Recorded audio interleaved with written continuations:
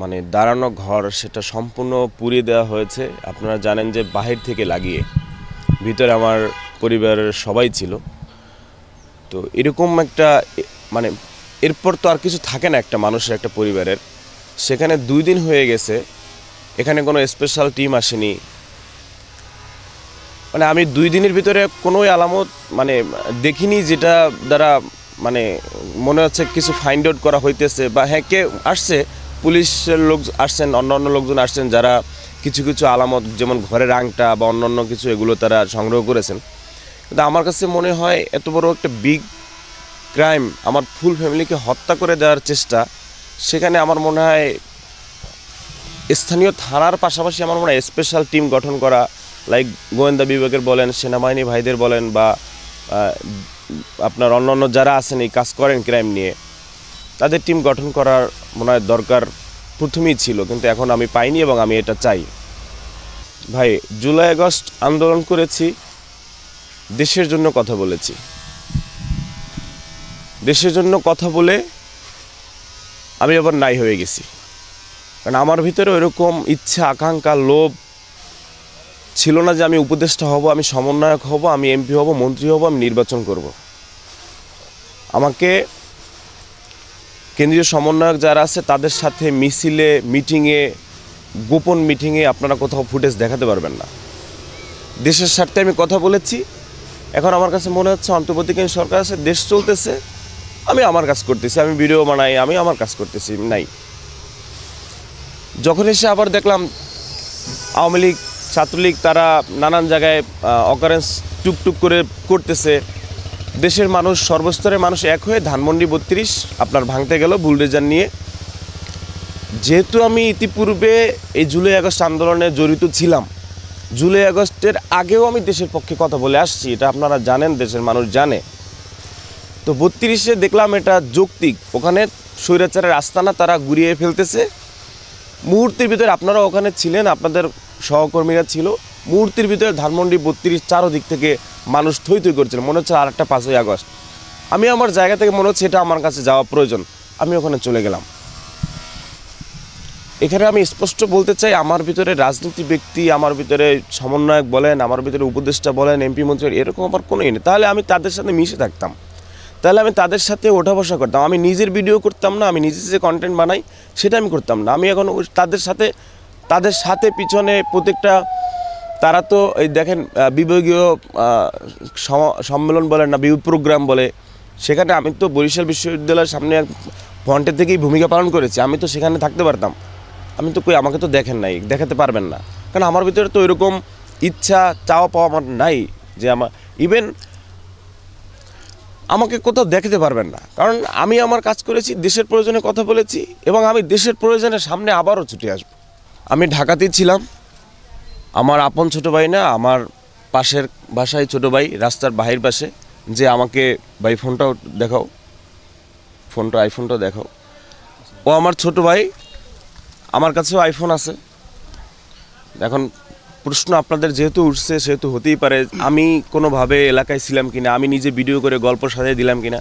আমাদের 2টা ফোনই আপনাদের কাছে দিব, আপনাদের এই ফোনের যে অনেক তো সিক্রেট নাম্বার আছে, 2টা ফোনই আপনারা চেক করবেন, এটা হচ্ছে ওর ফোন, এটা হচ্ছে ওর ফোন। আমার ফোন থেকে যদি ভিডিও করা হয়, এটা বের করা সম্ভব হয়তো, আমার ফোন থেকে যদি ভিডিও করে আমি আপলোড করি, জনগণ যা বলবে তাই মেনে নেব।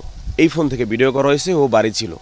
এবং আমাকে হচ্ছে যে পাশের বাসা থেকে তারা আমাদের বাসায় গিয়েছে, ডাকাডাকি করেছে, চিল্লাচিল্লি করেছে। তারপর আমরা যখন আসি, ওই রাস্তার উপরেই দাঁড়িয়েছিলাম, কারণ বাসার কাছে আসারও সুযোগ ছিল না। তো সেখান থেকেই ফায়ার সার্ভিস আসে এবং আমি কিছু ভিডিও নিয়ে রাখি, এটা হচ্ছে বিষয়। তো আমাকে অনেকবার ফোন দেওয়া হয়েছে, আমার রুমে ফ্যান চলতেছিল, যার জন্য আমি খেয়াল করিনি, অনেকগুলো ফোন দিছে। তারপর আমার বাড়িওয়ালাকে ফোন দেওয়া হয়েছে, তারপর সে আমাকে এসে উঠাইছে। তখন উঠে আমি বলছি যে এভাবে আপনার ঘরে আগুন লাগছে, ওরাই ফোন দিছে। তো আমার কাছে মনে হয়েছে আগুন লাগছে, এখন আর কী করার, আমি বুঝতে পারিনি যে ফুল ঘর পুরে শেষ। তারপর ও আমাকে হোয়াটসঅ্যাপে ভিডিও পাঠায়, আমি দেখি যে এই অবস্থা। পরে আমি একটা পোস্ট করি, আমার ঘর বাড়ি সব কিছু পুড়ে দেওয়া হয়েছে। এরপরে আমি ওই যে ক্লিপসগুলো পাঠাই, সেগুলো আমি আপলোড করেছি। এবং আপনারা যেহেতু প্রশ্ন উঠাইছেন, ওর ফোনও এই যে এএমআই নাম্বার না কি বলে, ওগুলো আপনারা চেক করেন, কোন ফোন থেকে ভিডিও করা হয়েছে, কোন ফোন থেকে আপলোড করা হয়েছে। ফোন তো আমাদের কাছেই আছে, এগুলো আপনারা, কারণ আমাদের আইসিটির যুগ, আমাদের ডিজিটাল বাংলাদেশ সেগুলো বের করা সম্ভব। ইতিমধ্যে আমি গতকাল রাতে আমি কম্পিউটারে অনেক টাইম ছিলাম আমার ভাইদেরকে নিয়ে। আমার এলাকাতেই এগুলো আমার মনে হয় বলাটা আমার ঠিক হবে না, কারণ আমি সিক্রেট কিছু কাজ করতেছি। আমি আইসিটি মামলা দেওয়ার জন্য আজকে শুক্রবার শনিবার দেখে বন্ধ, যার জন্য আমি যেতে পারিনি বা মামলা নেওয়া হবে না এই 2 দিন। সিম্পিতি নেওয়ার জন্য মানে সরকারি অনুদান, ভাই সরকারি অনুদান পাইলে তো আমি সেই 5 জুলাই আগস্টের আন্দোলন করেই তো আমি সমন্বয়কদের কাছে গিয়ে সরকারের কাছে গিয়ে বলতে পারতাম, ভাই আমি আমার এত বড় একটা জীবনে যুক্তি নিয়ে আন্দোলন করেছি, আমাকে এখন এত লাখ টাকা দাও। সেটা তো আমি তখনই পারতাম, এখন কেন? আমার বাবা একটা শিক্ষা প্রতিষ্ঠান প্রধান। এই 25 সালের ফেব্রুয়ারি মাসের 28 তারিখ তার চাকরি জীবনের শেষ কর্মদিবস। সে চাকরি জীবনের শেষ কর্মদিবস। সে চাকরি শেষে সুখে শান্তিতে থাকবে। চাকরি শেষে তারও কিন্তু একটা অনেক বিগ পেনশনের টাকা আছে। তারও ইচ্ছা প্ল্যান ছিল যে এই আপনার কাঠের ঘর পরিবর্তন করে সে ভালো ঘর বাড়ি করবে। এটা প্রত্যেকটা মানুষের তো এই উদ্দেশ্য থাকে, ইচ্ছা থাকে। তার কর্মজীবন শেষ। এখন এটাকে পুঁজি করে মানুষ বলতেছে যে নিজের ঘর নিজে পুড়িয়ে দিয়ে সরকারের কাছ থেকে টাকা পাওয়ার জন্য এটা করেছে। ভাই আমার ঘর আমি পুড়িয়ে দেওয়ার জন্য সরকারের কাছে টাকা পাওয়ার জন্য হলে সেটা তো আমি সেই 5ই আগস্টের পরেই আমি করতে পারতাম। এখন আমি কেন করলাম? সো আমার জায়গায় আমি স্টিল যারা এই সমস্ত কমেন্ট করতেছে, আমার এই দুর্দিনে আমার ঘরটা নাই, কোনো দলিলপত্র, বাবার সার্টিফিকেট, আমার ভাই ভাবি ছিল তাদের সার্টিফিকেট, প্রয়োজনীয় কাগজপত্র কিচ্ছু নাই, সব ভ্যানিশ হয়ে গেছে। এগুলো ভাই ভিতরে 4 মাসের আমার ভাতিজি ছিল, তাহলে তাকেও আমি পুরেই ফেলবো? মানে ভিতরে তারা সব আটকা ছিল, বাইরে থেকে লাগানো ছিল। এগুলো আপনারা জানেন। 2 মাস বয়স আমি ভুল ইনফরমেশন দিয়ে আসছি। 2 মাস বয়স ভিতর থেকে লাগাইয়া আমি ঘরবাড়ি জ্বালাইয়া, মানে তাদের পুরোই আমি সরকারের কাছ থেকে টাকা পাই, আমি ঘরবাড়ি করব। এগুলো যারা করতেছে আমি ফাইন্ড আউট করতেছি কিছু কিছু। আমি অলরেডি চার্ট করে ফেলছি এক পেজে তার ছবি, সে কি কমেন্ট করছে, তার হচ্ছে ফেসবুক লিঙ্ক, তার প্রোফাইল লিঙ্ক এবং নাম্বার আমি অনেকগুলো অলরেডি করে ফেলেছি। আজকে শুক্রবার শনিবার হওয়ার কারণে আমি অলরেডি যেতে পারছি না। আমি রবিবার গিয়ে তাদের ডিজিটাল লাইনে মামলা করব। আমার ভাই হচ্ছে তিনি নেসারাবাদ NS কামিল মাদ্রাসায় তিনি চাকরি করতেন। ওখানে তার পরিবার পরিজন ছিল। তো রিসেন্টলি সে বাড়িতে চলে আসছেন, এখানে তার চাকরি হয়েছে। ওই খাট হচ্ছে তার খাট। ওখানে গরুঘরটা আপনারা দেখেছেন, ওটা অনেক বড়। ওখানে আমার বাবা বসে, ওখানে বাবা আমার ঘুমায়ও দিনের বেলা।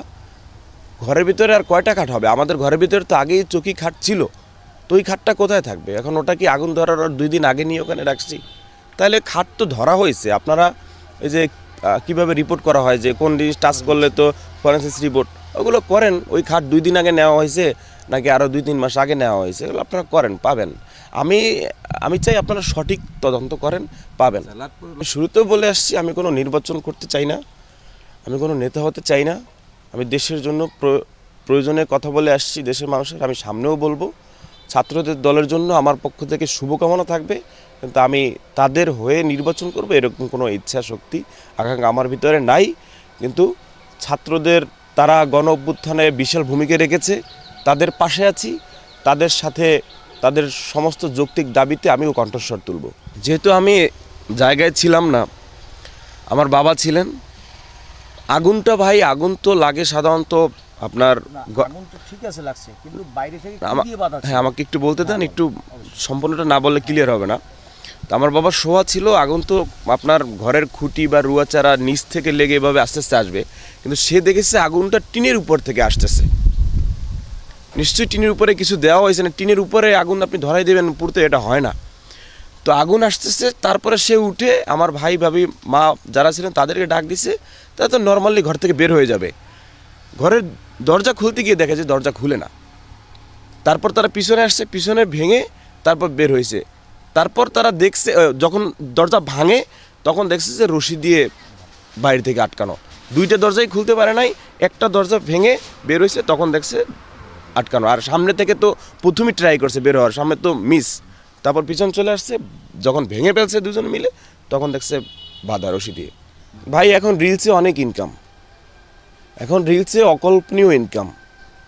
আপনি যে ট্রেন্ডিংয়ে আছে, যে ফোকাসে আছে, তাকে নিয়ে আপনি দাঁড়াইয়া 30 সেকেন্ড কথা বলাটা অস্বাভাবিক কিছু না। 30 সেকেন্ড এখন ফেসবুক অনেক টাকা দেয়।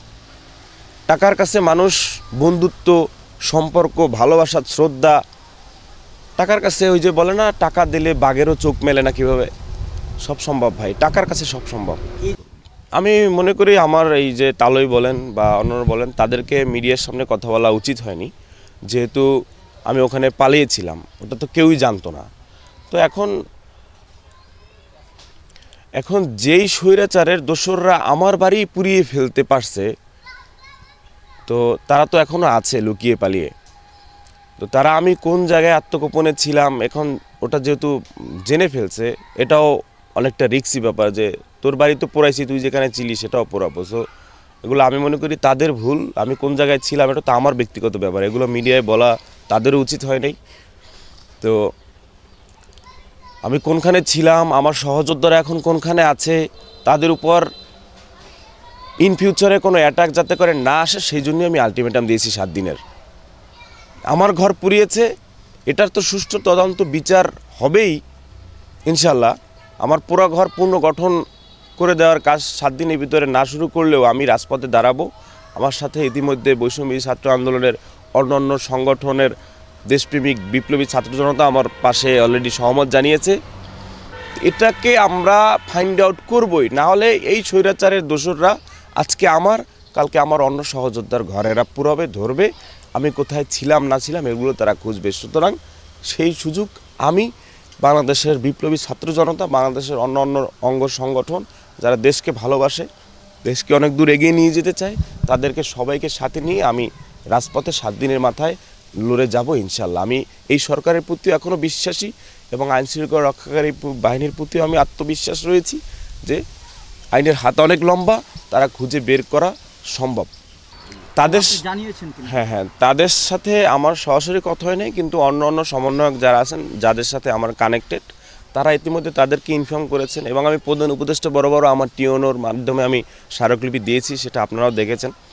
তো আসিফ ভাই বলেন, নাহিদ ভাই বলেন, সার্জিস ভাই, হাসনাত ভাই বলেন, তাদের সাথে আমার পার্সোনালি কোনো কথা হয় নাই, যেহেতু তারা অনেক ব্যস্ত থাকে, নানান ইস্যু থাকে, কিন্তু তাদের কাছে ফরওয়ার্ড করা হয়েছে, তাদের অন্য মাধ্যমে আর কি, তারা অবগত রয়েছেন। এবং যেটা বললেন তাদের কাছ থেকে আপনি কোনো সাপোর্ট হেল্প পাইছেন কিনা, হ্যাঁ, কেন্দ্রীয় সমন্বয়কদের মাধ্যমেই আমাকে একটা টিমও তারা গঠন করে দিচ্ছেন লিগ্যাল সেলের, যে তাদেরকে বলা হয়েছে যে প্রয়োজন হলে তোমার বাড়ি আমরা আসব, পুলিশ, থানা পুলিশ, তারা যদি এই মামলা নিয়ে আপনার হচ্ছে গড়িমসি করে, তাহলে আমরা এসে সরাসরি কথা বলবো, কিন্তু তোমার বাড়ির দূরত্বের কারণে আমরা পটুয়াখালী যে ছাত্র সমন্বয়ক রয়েছে তাদেরকে তোমার সাথে থাকার সুযোগ করে অলরেডি তারা বলে দিয়েছে। এবং গতকালকে আপনারা জানেন আমি যখন ডিসি অফিসে এবং এসপি স্যারের কাছে গিয়েছি, তারা আমার সাথেই ছিল এবং তারা আমার সাথে আছে, আমিও তাদের সাথে আছি। কিন্তু কেন্দ্রীয় সমন্বয়করা তারা অলরেডি আমাকে একটা টিম গঠন করে দিয়েছে আমার এই